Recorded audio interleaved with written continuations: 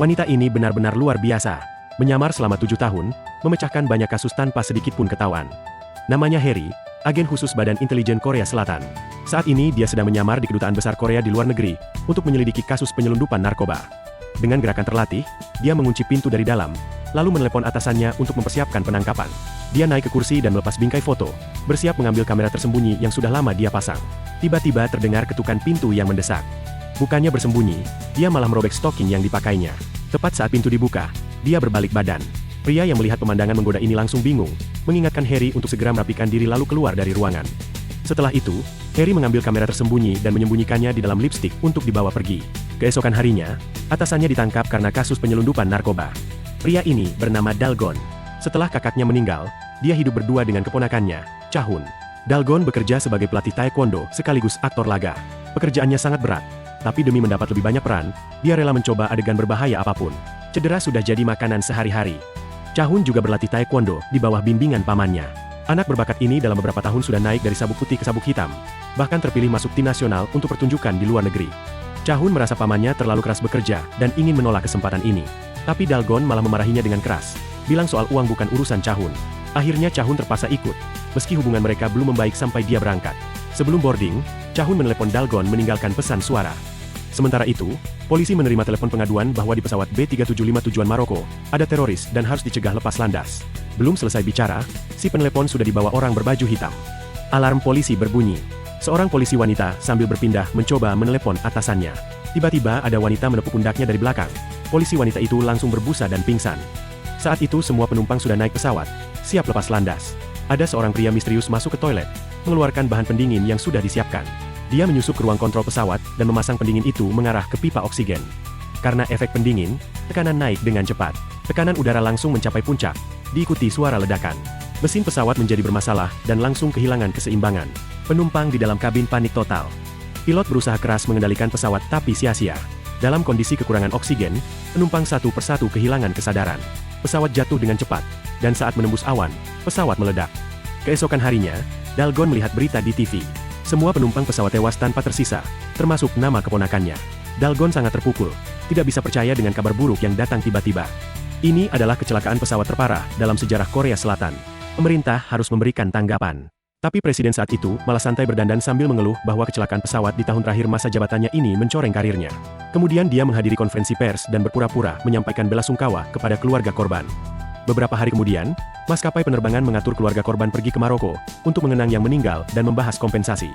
Karena pesawat jatuh di Samudra Hindia dan hampir mustahil mengangkat semua korban, mereka memutuskan mengadakan upacara pemakaman bersama di pantai terdekat. Yang menyambut mereka adalah kedutaan besar. Sebelum Dalgon pergi ke hotel, dia bertemu pria misterius dari pesawat itu. Dia teringat video keponakannya di cloud. Bukankah pria ini sama dengan yang ada di video? Padahal seharusnya semua tewas, tapi dia berdiri di sini dengan sehat. Dalgon langsung mengejar keluar, melewati pasar yang ramai masuk ke gang kecil. Dikira sudah kehilangan jejak, ternyata pria misterius itu menunggunya di sana. Saat mau maju bertanya, pria itu langsung mengeluarkan pistol dan menembak. Untung Dalgon gesit dan berhasil menjatuhkan pistol pria itu. Tapi Dalgon akhirnya bukan tandingannya, dipukul dengan pot bunga sampai terjatuh. Demi menemukan kebenaran, dengan sekuat tenaga dia bangkit lalu naik ke atap untuk terus mencari. Pria misterius itu melihatnya dan bersiap kabur dengan mobil. Dalgon berlari kencang di atap lalu melompat ke bawah dan mendarat di mobil pria itu. Kemudian pria itu menginjak rem sekuat mungkin hingga Dalgon terpental. Tidak menyerah, Dalgon menahan laju mobil dengan segenap kekuatannya. Adu mekanik terjadi, namun Dalgon tidak bisa melawan kekuatan mesin. Kemudian Dalgon berhasil naik ke kap mobil, berusaha keras mencengkeram bodi mobil, merangkak dari depan ke atap mobil, lalu terjatuh ke belakang. Meski terus diseret mobil, dia tidak menyerah. Dia berhasil naik ke bagasi, meninju berkali-kali memecahkan kaca, lalu masuk ke dalam mobil. Keduanya berkelahi di dalam. Saat hampir berhasil menguasai pria misterius itu, tiba-tiba ada tikungan tajam. Mobil langsung menabrak pembatas. Dalgon terlempar keluar. Saat dia bangkit lagi, pria misterius itu sudah kabur. Dalgon kehilangan targetnya. Dia langsung memberitahu semua keluarga korban. Tapi tidak ada yang percaya. Pesawat meledak di ketinggian 10.000 meter. Mana mungkin ada yang selamat. Bahkan ada yang menganggap dia sudah gila karena bicara sembarangan.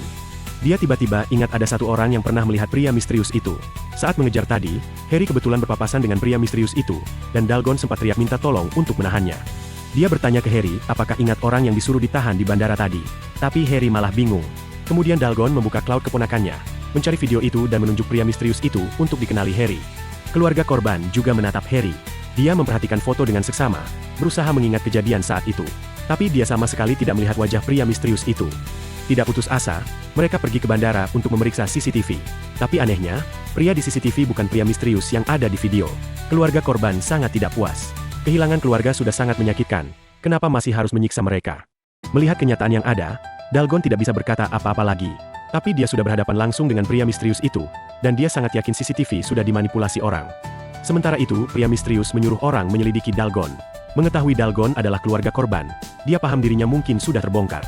Ini membuatnya sangat kesal. Dia memutuskan menyelesaikan Dalgon sendiri dan menghilangkan bukti. Saat itu Dalgon sudah membackup video dan mengunci laptop, lalu pergi mencari Harry.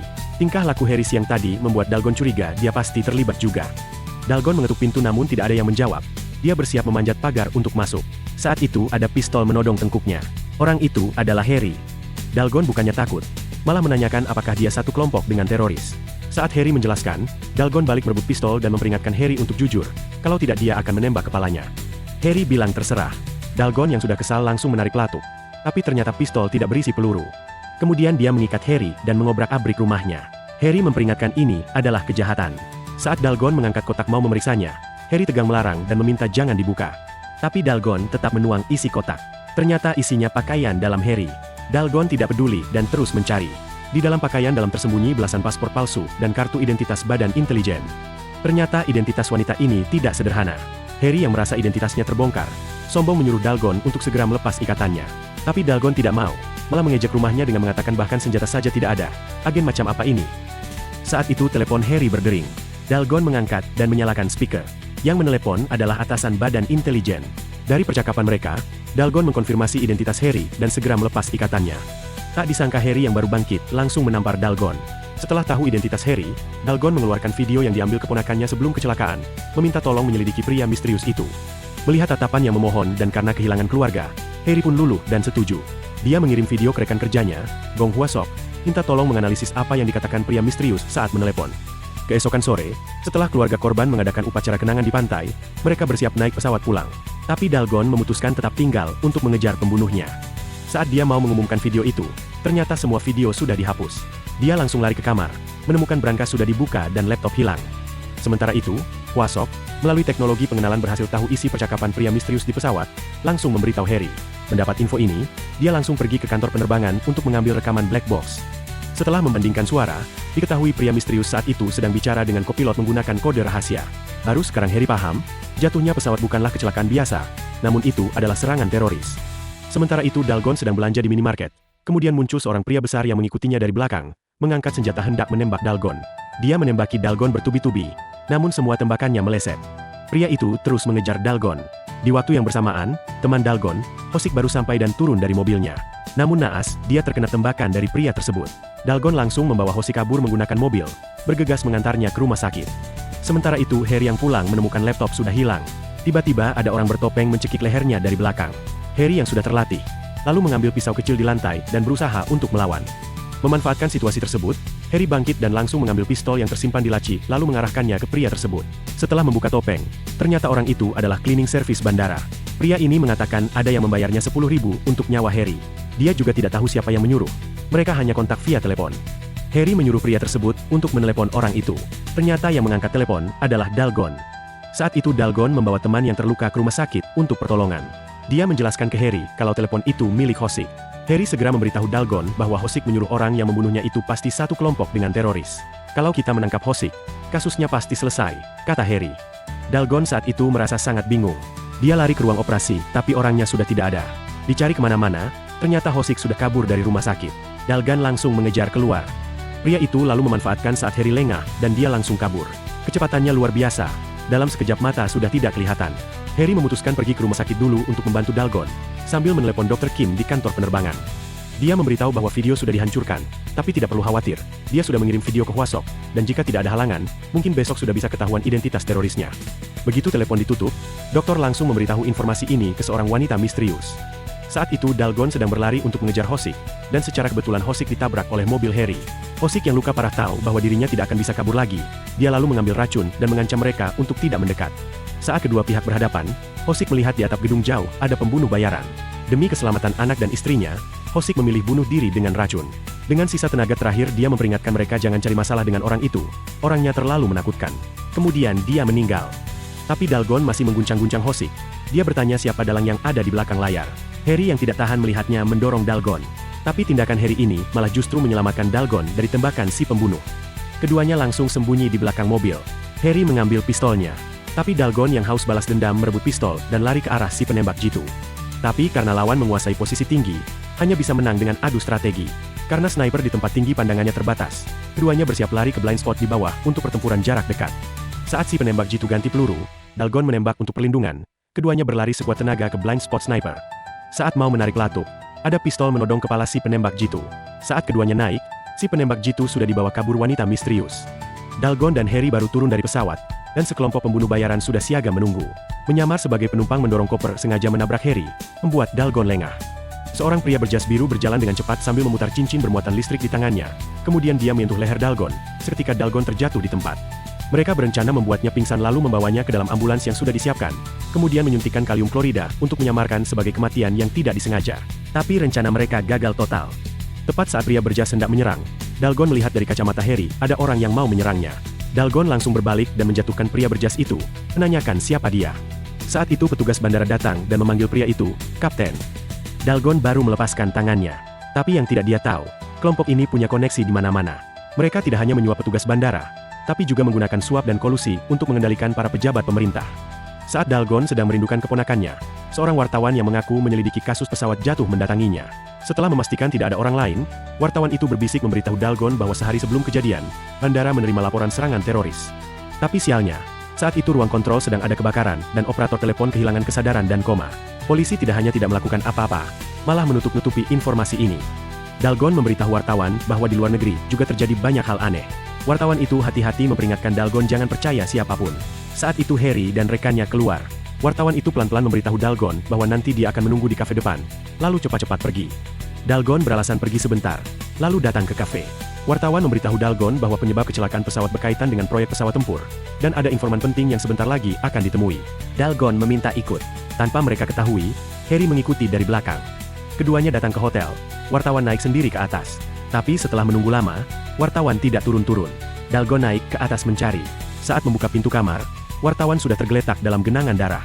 Dengan sisa tenaga terakhir, dia memberikan Dalgon sebuah pulpen. Saat Dalgon hendak memanggil polisi, seorang pria bertopeng menyerangnya dengan pisau. Sekali gagal, dia langsung kabur. Tapi seperti biasa di drama Korea, pembunuh bayarannya jelek dalam membunuh, tapi jago kabur. Saat kembali lagi, kamar sudah dibersihkan rapi dan wartawan sudah tidak ada. Rekaman CCTV juga menunjukkan tidak ada tamu yang menginap. Polisi merasa dipermainkan. Harry lalu mengeluarkan identitas badan intelijen untuk membantu. Bahkan Hwasok menganggap Dalgon berbohong. Tapi Harry dan Dalgon sudah mengalami hal yang lebih aneh di luar negeri. Setelah polisi pergi, Dalgon mengeluarkan pulpen. Harry membukanya dan menemukan flash disk, tapi sudah rusak. Mereka harus pulang untuk memperbaikinya. Kemudian Dalgon pergi ke pertemuan keluarga korban. Melihat keluarga korban yang sedih, dia juga sangat terpukul. Sementara itu, Harry sudah berhasil memperbaiki flash disk. Ternyata isinya adalah data kopilot pesawat yang jatuh. Dia langsung menelepon Dalgon. Data menunjukkan bahwa 6 bulan lalu, kopilot membeli asuransi kecelakaan dengan nominal besar. Penerima manfaatnya adalah istrinya, Oh Sang-mi. Oh Sang-mi tidak hanya punya hutang rentenir, tapi juga hutang bank. Namun dia tetap konsisten membayar premi asuransi kecelakaan yang mahal setiap bulan. Kemungkinan besar dia dalang semuanya. Mendengar berita ini, Dalgon sudah tidak bisa menahan amarahnya. Dia berdiri di depan Oh Sang-mi dan menanyakan keberadaan kopilot. Keluarga korban lain mencoba menghalangi. Dalgon tidak mau berhenti, lalu terpaksa dijatuhkan dengan dibanting hingga dia pun pingsan. Dalam perjalanan ke rumah sakit, dia bertemu dengan wakil perusahaan Daeri, Pak Lau. Pak Lau menyuruh sekretarisnya mengantar Dalgon ke rumah sakit. Di tengah jalan Dalgon sadar dan meminta bertemu Pak Lau. Saat bertemu, Dalgon memberitahu semua bukti dan meminta bantuannya. Pak Lau terlihat sangat kaget melihat bukti-bukti itu. Dia berjanji akan mengirim orang untuk memverifikasi dan membantu mereka mencari tempat tinggal yang aman. Tanpa mereka ketahui, adegan pertemuan mereka sudah dimonitor orang lain. Saat itu sedang direncanakan pembunuhan yang berbahaya. Pria ini lumayan beruntung. Baru bangun sudah ada gadis cantik yang mengantar makanan. Karena suara manis si gadis, Dalgon lengah dan membuka pintu untuk berterima kasih. Saat hendak menerima kue, dia disemprot habis-habisan oleh gadis itu. Dalgon mau melawan tapi efek obat langsung bereaksi. Dia langsung pingsan. Saat bersamaan Harry datang ke rumah Dalgon, kebetulan berpapasan dengan mereka. Sampai di depan pintu, dia melihat kue berserakan dan pintu tidak dikunci tapi orangnya tidak ada. Mengingat kejadian di depan pintu tadi, dia sadar Dalgon mungkin diculik dan langsung mengejar. Saat itu pembunuh cantik menyuruh anak buahnya menyuntik Dalgon. Tepat di saat hendak disuntik, mobil ditabrak keras. Tabrakannya juga membangunkan Dalgon. Melihat dirinya diikat di tandu, dia pura-pura masih tidur. Saat pembunuh hendak menyuntik lagi, dia bangkit melawan dan menghajar 2 orang, lalu buru-buru melepaskan ikatan tangannya. Dia mengambil jarum suntik dan menusukkannya ke sopir. Saat itu ada truk besar dari arah berlawanan. Sopir panik dan langsung berbelok tajam. Karena tabrakan yang keras, Dalgon pingsan. 2 pembunuh lebih dulu sadar. Anak buah baru sadar langsung mau membunuh Dalgon, tapi gadis itu menemparnya. Gadis itu mengingatkan anak buahnya bahwa Dalgon hampir melihat wajahnya, tidak boleh dibunuh dengan sembarangan. Kemudian ada mobil datang menjemput keduanya. Setelah mereka pergi, Dalgon baru sadar. Tidak lama kemudian polisi dan Harry tiba di lokasi. Tanpa memberi Dalgon istirahat, Harry langsung menyuruhnya naik ke mobil. Di mobil, Harry memberitahu Dalgon bahwa presiden akan datang menyampaikan belasungkawa ke keluarga korban dalam waktu setengah jam. Tapi dia tidak diundang. Ini membuat Dalgon sangat marah. Dalgon yang sudah tenang mulai khawatir dengan Harry. Sebagai pegawai pemerintah, membocorkan informasi, pasti akan membuatnya dipecat. Tapi Harry bilang kalau dia adalah gadis yang berani dan harus melakukan hal yang benar. Namun sampai di istana presiden, mereka dihalangi penjaga. Seperti kata pepatah, banyak jalan menuju Roma. Dalgon yang tadinya tidak bisa masuk, melihat ada rombongan wisata yang berkunjung ke Blue House. Dengan alasan membantu menjaga anak, dia menyusup masuk. Saat itu acara belasungkawa sudah dimulai. Presiden berjabat tangan dengan setiap keluarga korban satu persatu. Lampu flash kamera wartawan berkedip di sekelilingnya. Presiden terlihat sangat merakyat.